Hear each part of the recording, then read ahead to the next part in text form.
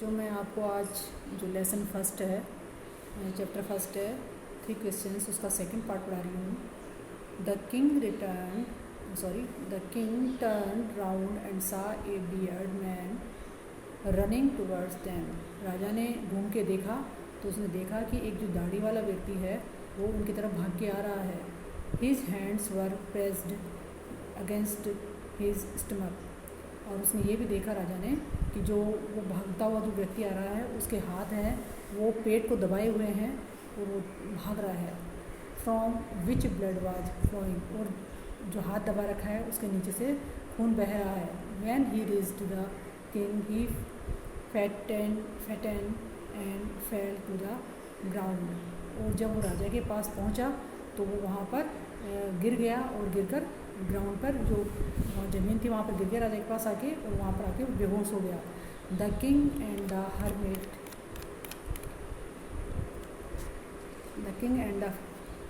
Hermit remove the man's clothing. जो व्यक्ति भाग के आया था उसको खून बह रहा था और उन्होंने उसके जो कपड़े थे वो हटाए। And found a large wound in his stomach. और उन्होंने पाया, जब कपड़े हटाए तो उन्होंने देखा कि जो उसका पेट था उसके पेट में बहुत गहरा घाव लगा हुआ था। The king washed and covered it. जो राजा थे उन्होंने उसके घाव को धोया एंड उसको ढका। विथ हिज हैंकरचीफ, उन्होंने अपने रुमाल से उस घाव को ढका। But the blood would not stop flowing. जो खून था फिर भी रुक नहीं रहा था। The king redressed the wound until at last the bleeding stopped. और राजा बार बार उसकी जो कपड़ा हटा के पहुँच के बार बार उसकी ड्रेसिंग करते रहे जब तक कि खून बहना रुका नहीं। The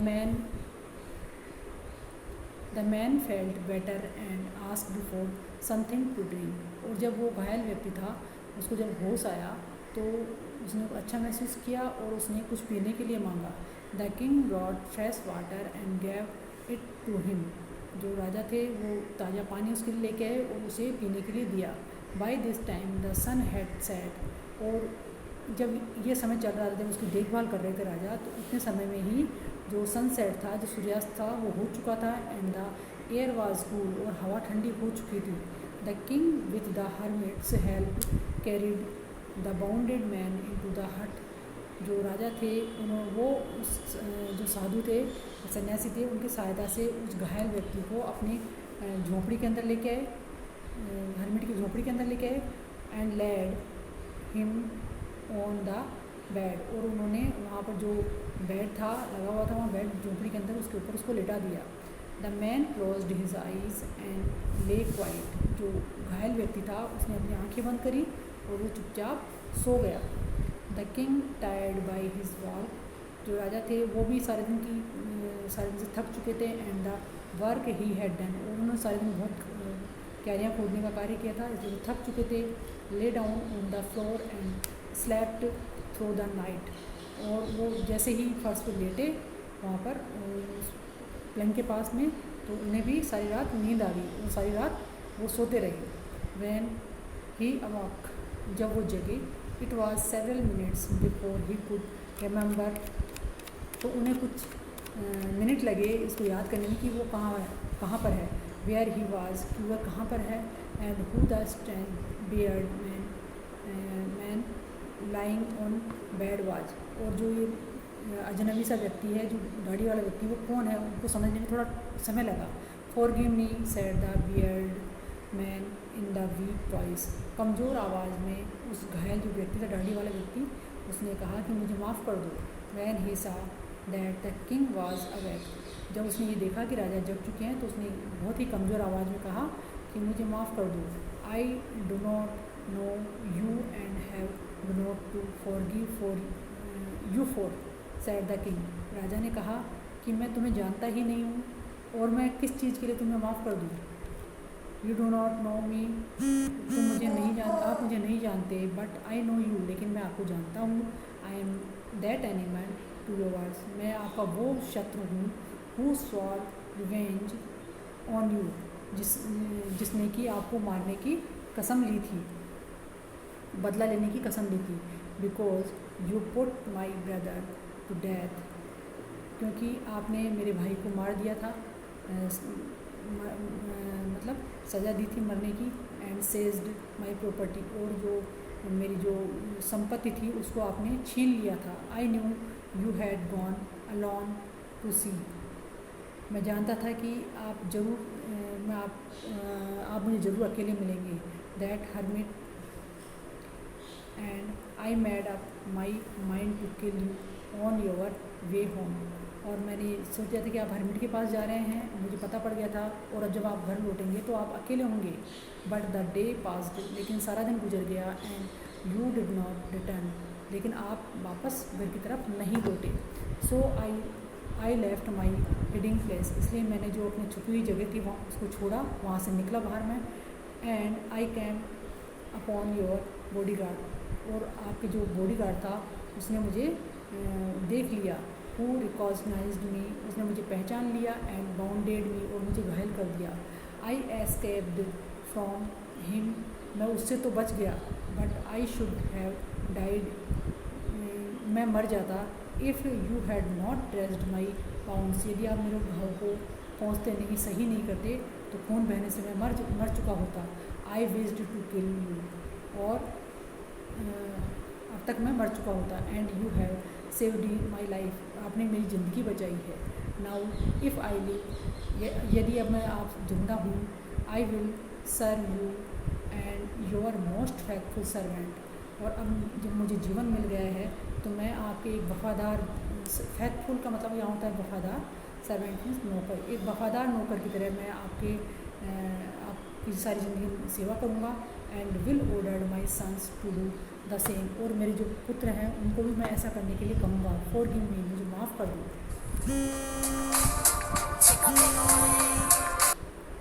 the king was very happy to have made peace with his enemy so easily, राजा को बहुत ही खुशी हुई कि एक शत्रु किस तरह से आसानी से मित्र बन गया।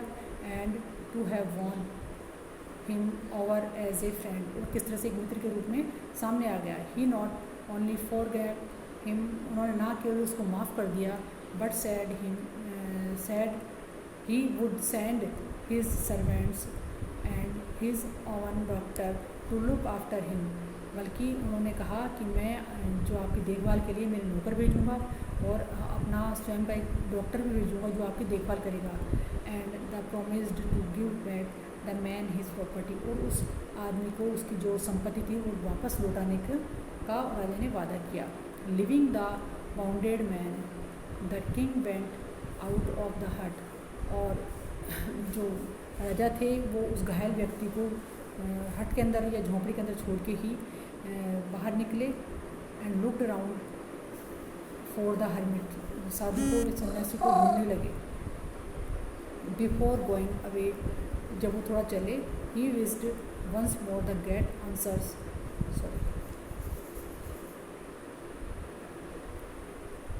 लिविंग द बाउंडेड मैन, उस घायल व्यक्ति को छोड़कर राजा जो हर्मिट की झोंपड़ी से बाहर निकले, और वो हर्मिट को ढूंढने निकले, मतलब आसपास देखने लगे कि हर्मिट कहाँ पर है। बिफोर गोइंग अवे, जाने से पहले, he wished once more to get answers of his questions, उनकी ये इच्छा थी कि जाने से पहले वो एक बार फिर से सन्यासी से प्रयास कर ले कि उसके जो प्रश्न थे उनको जवाब मिल जाए।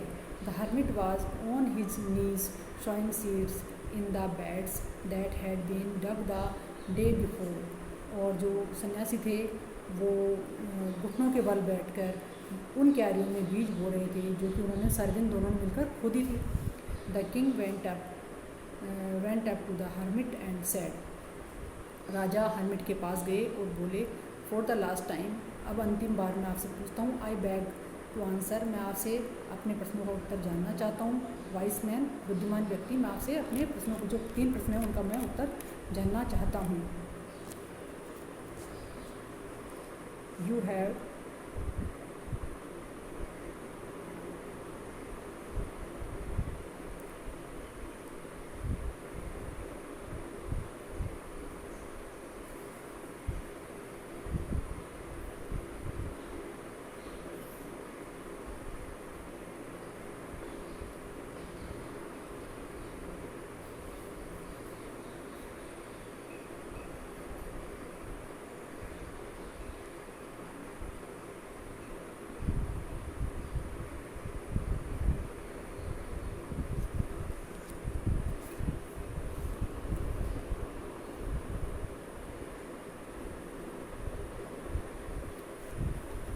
You have already been answered, आपको पहले से ही इनके उत्तर मिल चुके हैं।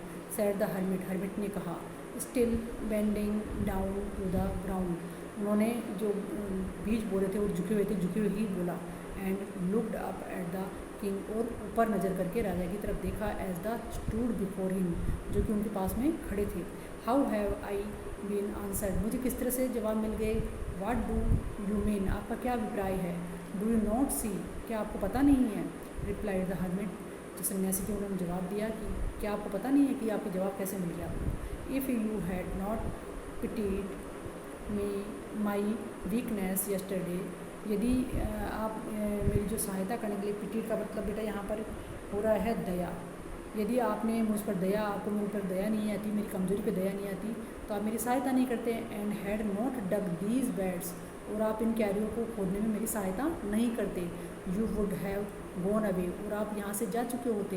Then that man would have attacked you, और जब आप जाते तो जो ये आदमी है, जो आपका दुश्मन था, वो आपके ऊपर हमला करता। अटैक्ड मीन्स हमला करता। And you would have wished you had stayed with me, और ये आपकी जो इच्छा पूरी इसलिए हुई, यहाँ पर रुके और आपने मेरी सहायता करी, तो आपने मेरी हेल्प की, सहायता की। So the most important time was when you were digging the beds, इसलिए जो सबसे महत्वपूर्ण समय था वो समय था जब तुम वो क्यारियाँ मेरे साथ खोद रहे थे। And I was the most important man, और सबसे महत्वपूर्ण आदमी मैं था। And to do me good for your most important business, और जो क्यारियाँ खोद रहे थे वो सबसे इम्पोर्टेंट या महत्वपूर्ण कार्य था। आफ्टरवर्ड्स, और इसके बाद, when the man ran to us, और जो घायल व्यक्ति हमारे पास दौड़ता हुआ आया था। The most important time was when you were caring for him, जब आप उसकी सेवा कर रहे थे, वो बहुत महत्वपूर्ण समय था। Because if you had not dressed his wants he would have died without having made peace with you, क्योंकि अगर आप उसके घावों को पहुँचते नहीं, घावों को दवा नहीं लगाते, उसकी सेवा नहीं करते, तो वो बिना सेवा के खून बहने की वजह से वो मर चुका होता, और वो आपका हमेशा दुश्मन के रूप में ही ख़त्म होता, वो आपका मित्र नहीं बन पाता। So he was the most important man, इसलिए वो महत्वपूर्ण आदमी है। And the what you did for him was your most important business, और जो तुम उसकी सेवा कर रहे थे वो उस समय का सबसे महत्वपूर्ण कार्य था। Remember then there is only one time that is important, याद रखो कि वो समय, एक समय कोई इम्पोर्टेंट समय नहीं होता है। And that time is now, और वो समय अब है। जैसे कि इम्पोर्टेंट की बात कर रहे हैं हम, महत्वपूर्ण की बात कर रहे हैं, तो वो समय भी अब है। It is the most important time, ये बहुत महत्वपूर्ण समय है। Because it is the only time we have any power to act, कि हम कुछ भी कार्य कर रहे हैं, वो बहुत ही महत्वपूर्ण कार्य कर रहे थे। The most necessary person is the person you are with at a particular moment, किसी क्षण जिस व्यक्ति के साथ तुम हो वो ही बहुत ही महत्वपूर्ण व्यक्ति आपके लिए है। For no one knows what will happen in the future, किसी भी व्यक्ति को ये पता नहीं होता है कि भविष्य में क्या होने वाला है। And the whether we will meet anyone else, और हमें ये भी पता नहीं होता है कि अगले क्षण हमें कौन मिलेगा। The most important business is to do that person good, और सबसे जो महत्वपूर्ण जो कार्य होता है वह होता है जो किसी व्यक्ति के लिए बहुत सेवा का कार्य होता है या उसके अच्छे के लिए होता है, वो उसका सबसे महत्वपूर्ण कार्य होता है। Because we were sent into the world for that purpose alone, इसलिए हमें संसार में जो हमने जन्म लिया है वो इसीलिए लिया है कि हम इस उद्देश्य को पूरा करें, मानव की सेवा करें और अच्छे कार्यों को हम करें। बच्चों, ये जो सेकंड पार्ट है वो ख़त्म हो चुका है, और ये यहाँ पर कॉम्प्रिहेंसिव चेक्स हैं, इनके मैं आपको भेज दूँगी व्हाट्सएप ग्रुप में, इनके क्वेश्चंस के आंसर्स भी भेज दूँगी साथ में, और ये आपको करने हैं। Okay, thank you.